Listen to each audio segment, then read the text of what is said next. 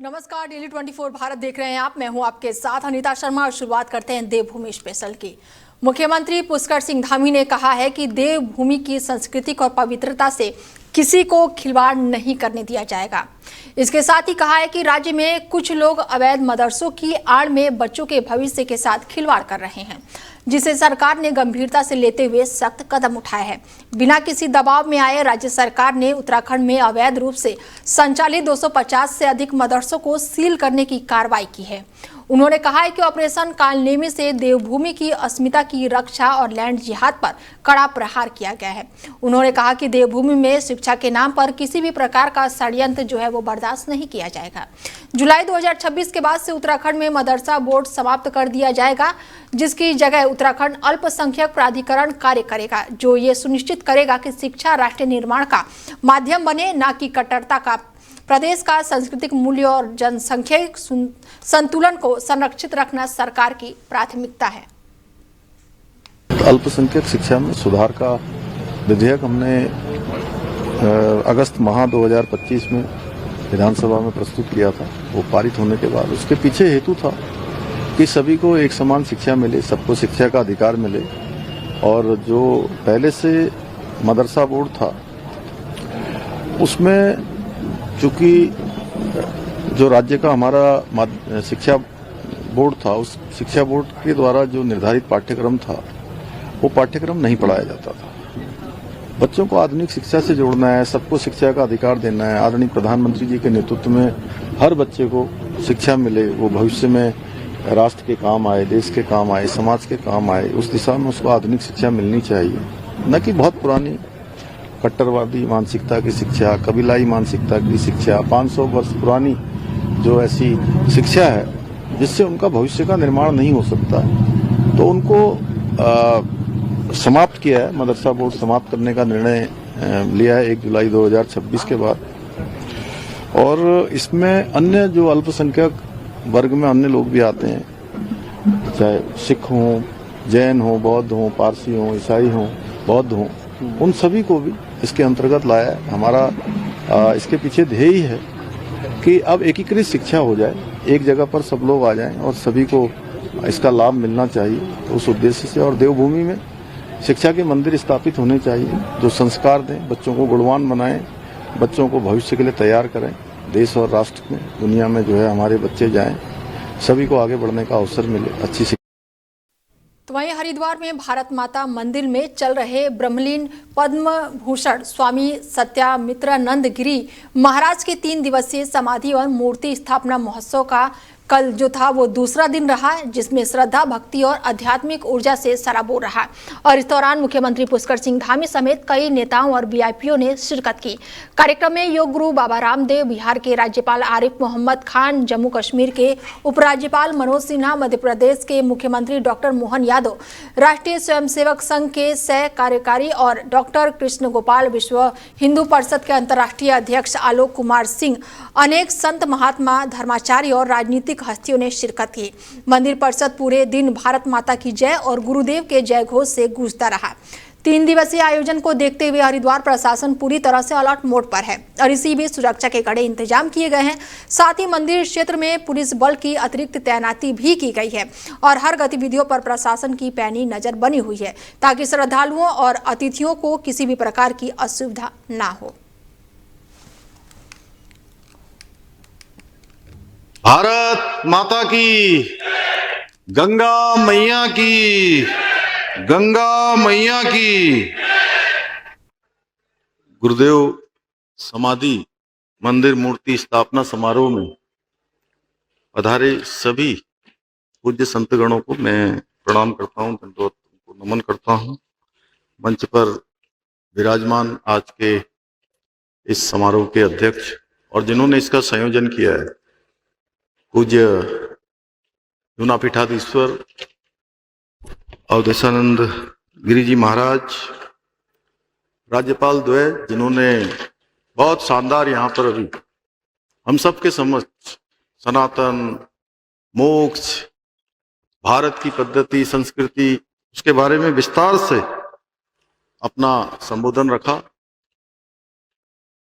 बिहार के माननीय राज्यपाल आरिफ मोहम्मद खान जी और जम्मू एंड कश्मीर के माननीय राज्यपाल मनोज सिन्हा जी और हमारे मध्य प्रदेश के लोकप्रिय कर्मठ और जुझारू मुख्यमंत्री आदरणीय मोहन यादव जी और समस्त मंचासीन हमारे सभी अतिथिगण। चूंकि मैं नाम लूंगा तो मुझे लगता है कि बहुत लंबा हो जाएगा और काफी कार्यक्रम विस्तार रूप पहले ही ले चुका है।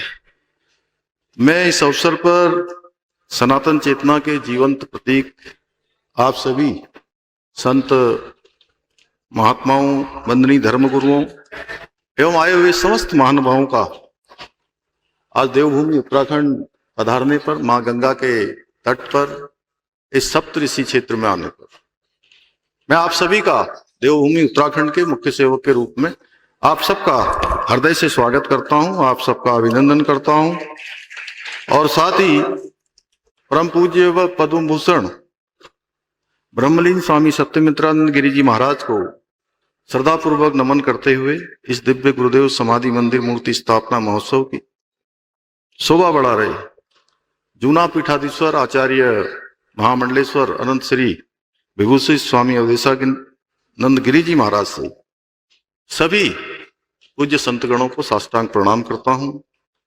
और सच में आज हम ऐसे महान संत जिन्होंने समन्वय, जिन्होंने भारत माता देश की एकता के लिए, देश की संस्कृति के लिए अनेक कार्यों को संपन्न किया, उनके मूर्ति स्थापना के अवसर पर यहाँ पर एकत्र हुए हैं, जिन्होंने संपूर्ण जीवन राष्ट्र धर्म के लिए लगाया।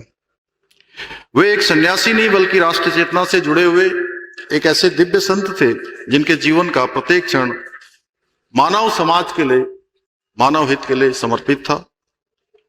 पूज्य स्वामी सत्यमित्रानंद गिरी जी महाराज ने आध्यात्मिक ज्ञान को समाज सेवा के साथ जोड़कर एक ऐसे पवित्र जीवन दर्शन को समाज के सम्मुख रखा जिससे अनगिनत लोगों को सेवा, त्याग, करुणा के मार्ग पर चलने की प्रेरणा दी।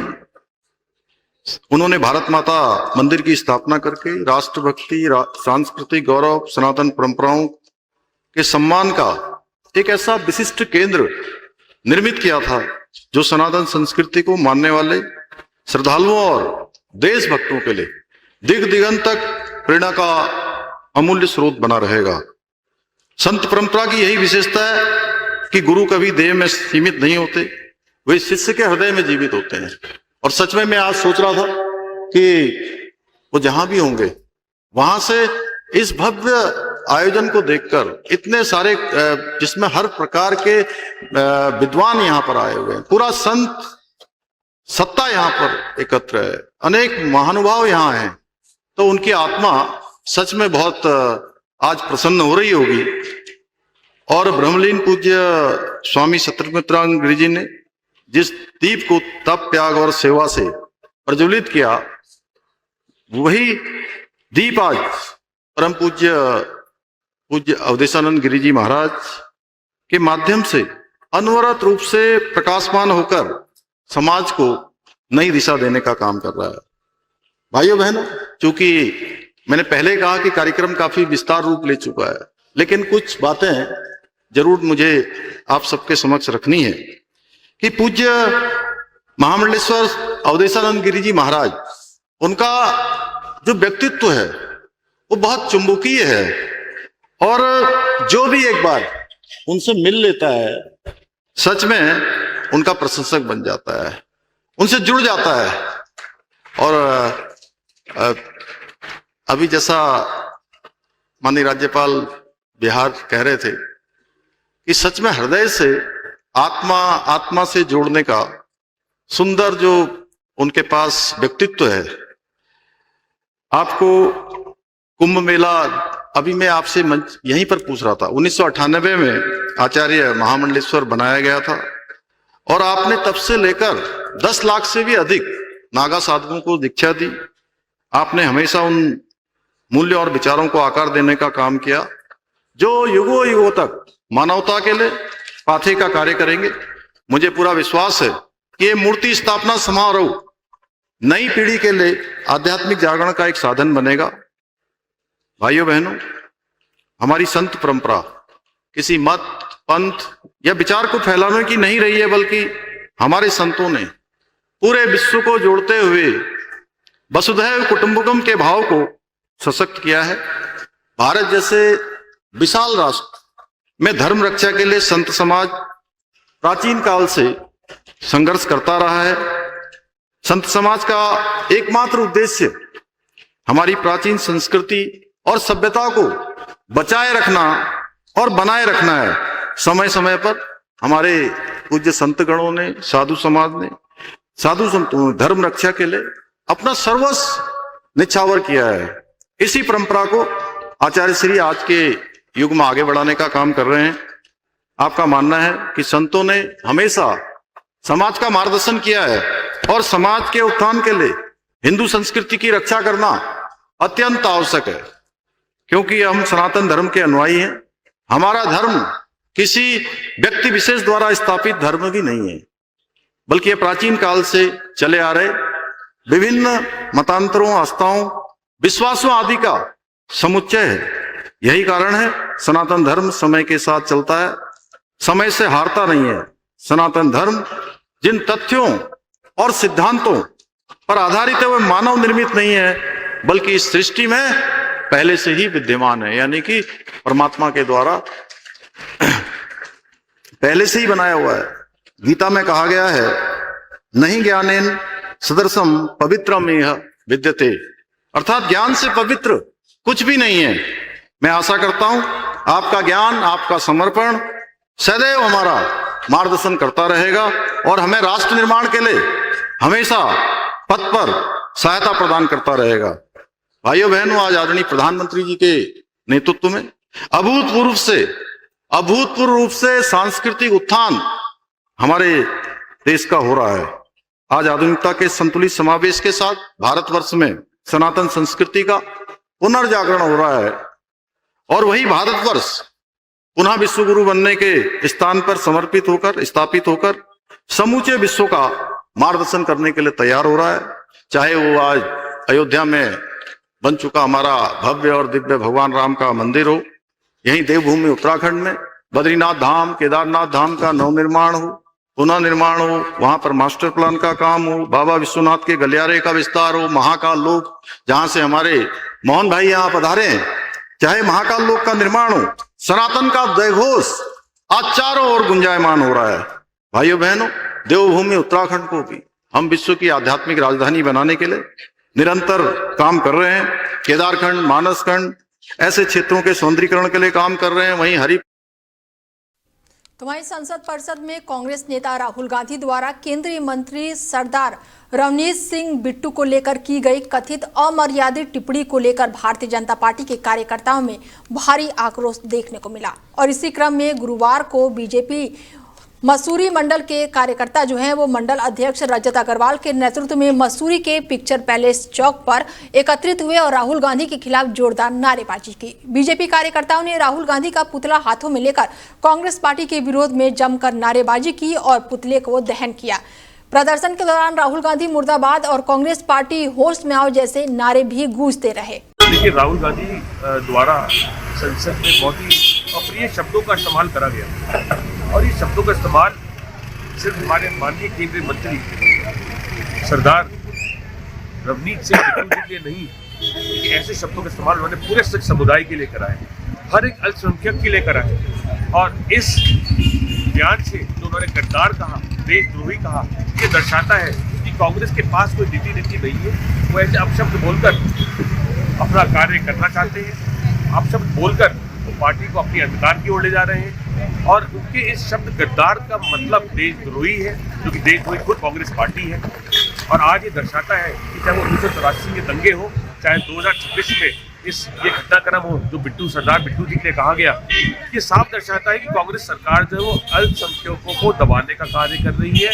अल्पसंख्यकों को इसी प्रकार से गंदे शब्दों का इस्तेमाल कर कर ये दिखाना चाहती है कि आप अल्पसंख्यक हैं।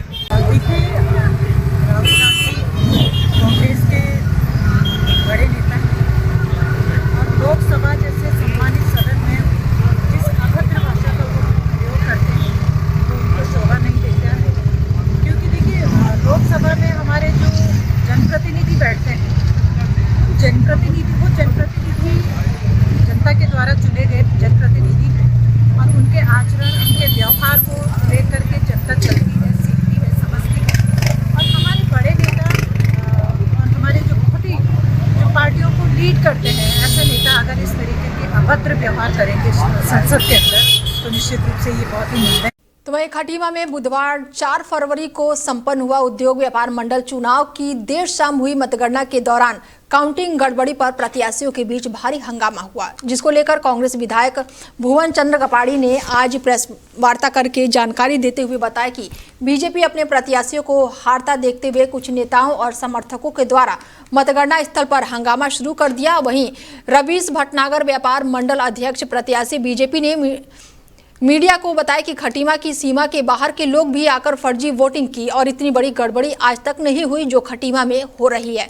वहीं 800 के लगभग पड़े वोट जो है वो फर्जी मतगणना है और इसके बाद से जांच पड़ताल भी कराई जाएगी। अध्यक्ष पद प्रत्याशी ने भी कई तरह के बयान दिए हैं, जिसको लेकर अब खटीमा में हलचल तेज हो गई है। 4 फरवरी को खटीमा में व्यापार में चुनाव हुआ और पूरे खटीमा ने देखा, यहाँ के व्यापारियों ने देखा, यहाँ के शासन प्रशासन ने देखा, सब भ्रांत नागरिकों ने देखा और आप जितने भी पत्रकारगण हैं, मीडिया के लोग हैं, उन्होंने भी देखा और ये महसूस किया कि ऐसा चुनाव इससे पहले इतिहास में नहीं हुआ है। उपद्रव का माहौल था, भेड़ चाल थी, भीड़ थी और व्यवस्थाएं फैली हुई थी, फर्जी वोटिंग, संभ्रांत व्यापारी के चुनाव में रिक्शा, टुकटुक वाले, फेड़ी वाले, फड़ वाले और पता नहीं कहाँ मजदूर कई पकड़े गए, हमारे लोग भगाए गए वहाँ से। ऐसे ऐसे लोग खटीमा की सीमा से बाहर के लोगों ने तक वोट मार डाला और विशेष रूप से अंदर संचालन समिति के कुछ लोगों ने इसमें उनकी मदद, विशेष प्रत्याशी की मदद कर रहे थे और कई लोगों की, हमारे वरिष्ठ व्यापारियों की वहाँ से रसीदें जो जमा करी गई वो गायब हुई और कई लोगों के वोट पहले पड़ चुके थे। इसमें अपनी एक PIL फाइल की, जिसको न्यायालय ने सुनते हुए chit fund society registrar Dehradun को सीधे निर्देशित किया, एक आदेश पारित किया कि जो इसमें आपत्ति जो आवेदन PIL में की गई है, प्रार्थना पत्र में दिया गया है, इस पर आप जांच करें। हमारा उसमें सीधा यह न्यायालय में प्रार्थना रही कि जो सदस्य होने थे, सदस्यों का जो एक निर्धारण है उसके तहत ये नहीं बनाए गए। खोखा, ठेला, फल वाले कोई इसके सदस्य नहीं बन सकते। पंजीकृत व्यापारी किसी भी सरकारी विभाग में पंजीकृत होना चाहिए, उसके बाद ही वो इसका सदस्य हो सकता है।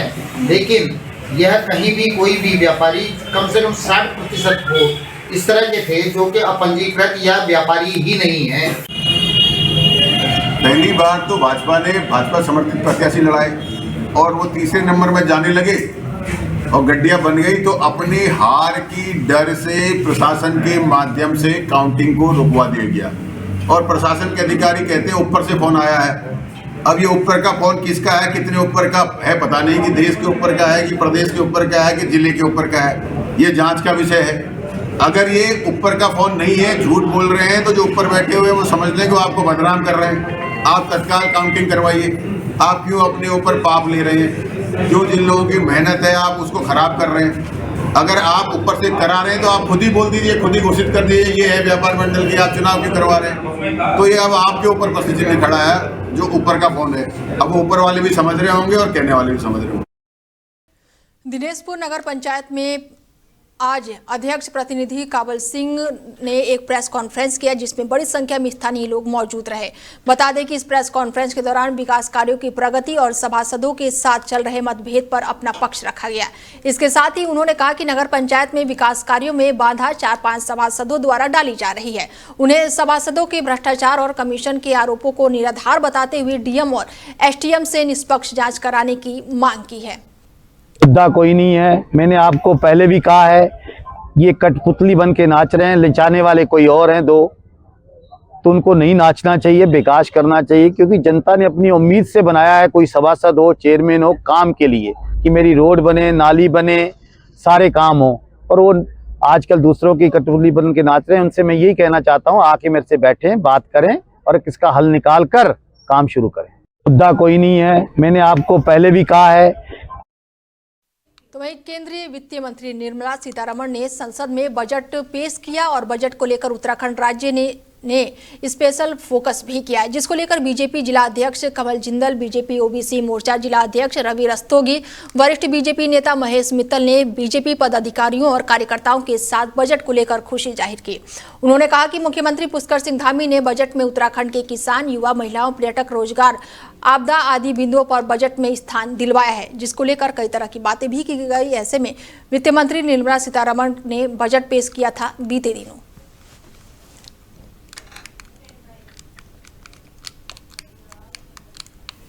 तो वहीं उत्तराखंड में बारिश बर्फबारी के बाद मौसम खुला हुआ है और धूप खिलने के बाद से पर्वतीय इलाकों में ठंड से राहत मिल रही है। वहीं मैदानी इलाकों में गर्मी का एहसास होने लगा है। ऐसा ही हाल जो है वो बृहस्पतिवार को भी देखने को मिला, जिसके चलते मैदान से लेकर पहाड़ तक तापमान सामान्य से ऊपर रहा। आंकड़ों पर नजर डालें तो दून का अधिकतम तापमान सामान्य से 4 डिग्री इजाफे के साथ 25.9 डिग्री सेल्सियस दर्ज किया गया, जबकि रात का न्यूनतम तापमान 9.0 डिग्री सेल्सियस सामान्य रहा।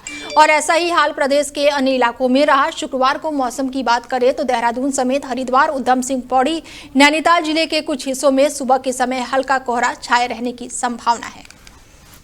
फिलहाल बुलेटिन में मेरे साथ इतना ही। दीजिए इजाजत, नमस्कार।